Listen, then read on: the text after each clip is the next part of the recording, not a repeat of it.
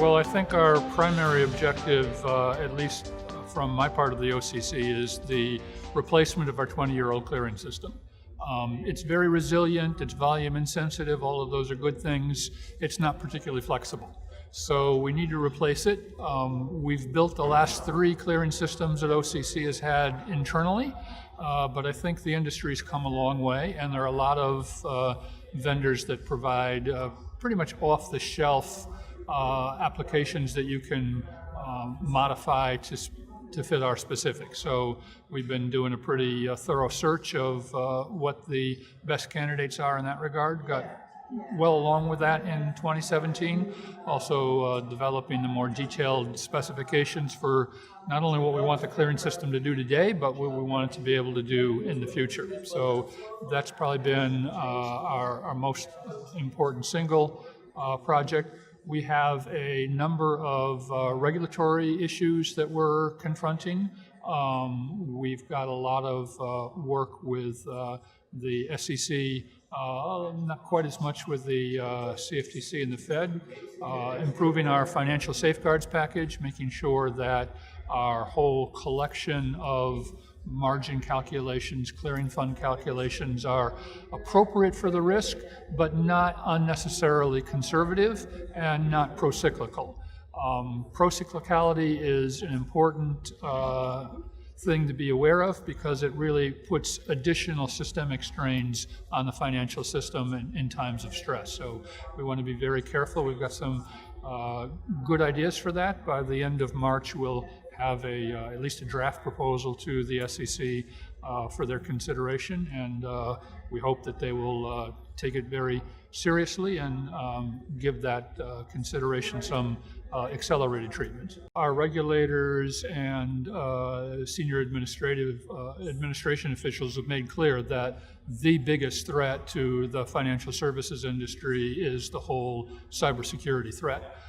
It's not so much from the perspective of what a retail bank would think about people taking money.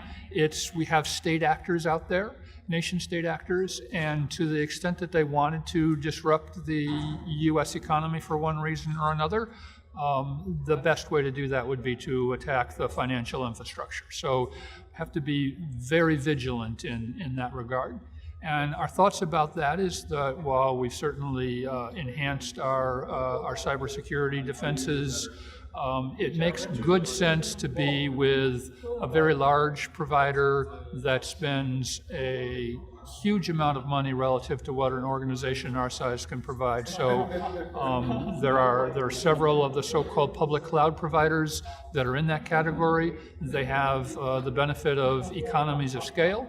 They have the benefit of really smart technologists working for them and across a whole host of experiences. So we think teaming up with one or another of those providers, we're furthest along with Amazon, is really the best way to go from the overall security perspective.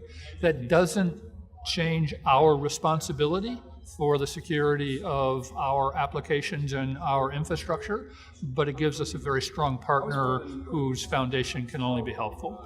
I think from a market structure perspective, the most important thing is making sure we have in mind at all times the importance of market makers to the options business. It's a much different role than exists in the cash equities business, which is basically a customer intermediation accommodation business. There's a market maker on the other side of almost 90% of the transactions. The market maker business is quite concentrated.